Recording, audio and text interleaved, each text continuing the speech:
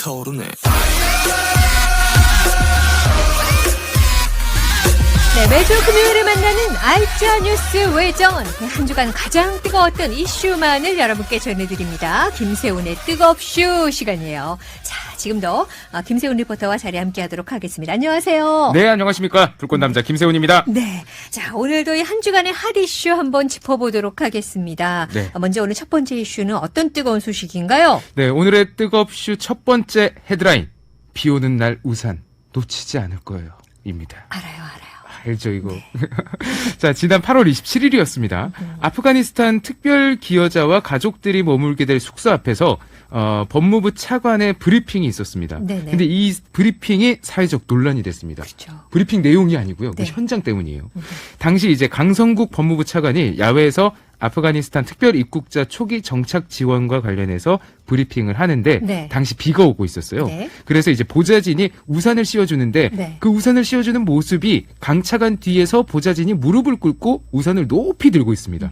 이 사진을 이제 보면서 막 기사화가 됐죠. 해당 브리핑을 보면서 사람들이 황제 우산이다라는 별명을 붙이면서 큰 이슈가 됐습니다. 네, 이런 의전 때문에 그동안 참 다양한 분들이 또 논란이 되어 왔었죠. 그렇죠. 네. 대표적으로 예전에 김무성 전 국회의원이 공항에서 노루 캐리어 패스. 네. 네.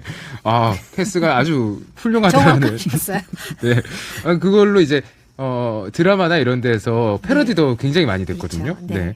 근데 이런 의전은 실무진들 사이에서는 좀 뭐 어쩔 수 없다라는 얘기도 있고요. 네. 또 해당 브리핑 기자회견이다 보니까 뭐 사진이나 동영상 촬영을 하는데 사진 기자 혹은 동영상 기자들이 뭐 비켜달라, 뭐 보좌진 안 보이게 해달라 이런 요청이 있는데 그를 맞추다 보면은 이런 의전을 하게 될 수밖에 없다라는 네. 반박도 있었습니다.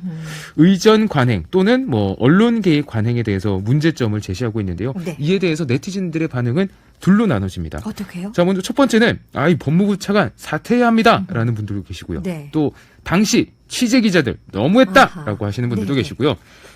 또 한 분은 고위직 의전이건 취재 관행이건 가해자는 다른데 어찌 피해자는 한 명입니까? 라고 하시는 분들도 있었습니다. 네, 그렇군요. 자, 이어서 또 두 번째 뜨거운 주간 뉴스 뭔가요? 이 두 번째 헤드라인은요. 요즘 유행하는 유행어입니다. 우리 경상도 사투리인데요.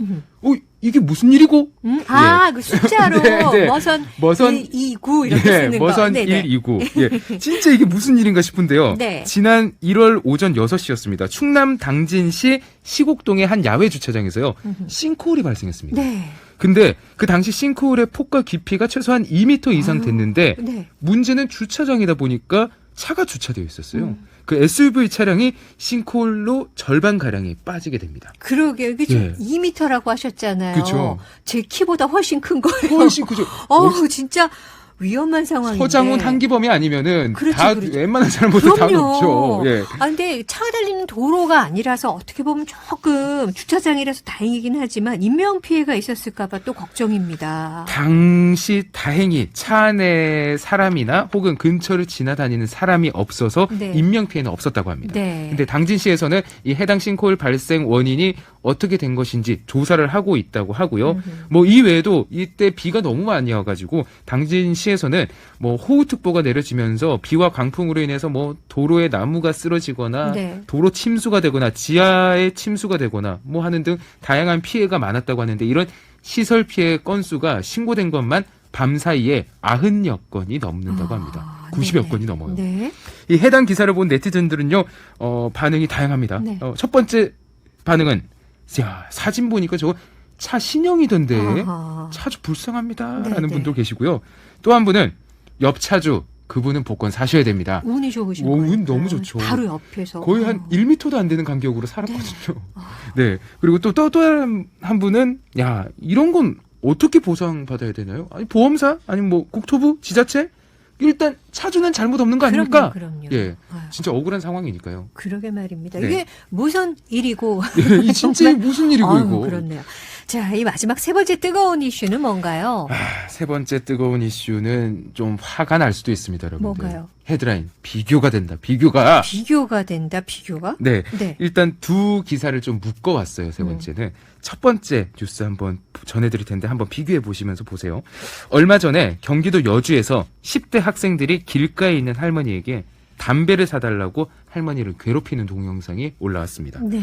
해당 동영상에는 고등학생들이 60대 할머니에게 반말과 욕설을 섞어가면서 담배를 사달라고 이야기를 하고요. 해당 고등학생은 또 손에 들고 있는 꽃으로 할머니 머리를 막 내려치면서 폭력적인 장면이 같이 담겨져 있었습니다. 네. 해당 동영상이 무서운 속도로 퍼지면서 해당 무리 중에 한 학생이 다니는 고등학교에서는 학생을 대신해서 학교장이 사과문을 올리기도 했습니다. 이런 말 하면 좀 요즘 젊은 친구들은 싫어할 텐데 정말 장유유서가 바닥에 떨어졌다라는 네. 생각이 들고요. 해당 동영상을 본 네티즌들도 저와 좀 비슷한 반응을 냈습니다. 이 촉법소년같이 청소년을 보호하는 법, 이거 믿고 저 친구들 저러는 것 같은데 이거 빨리 폐지해야 됩니다. 라고 분노하시는 분도 있었고요.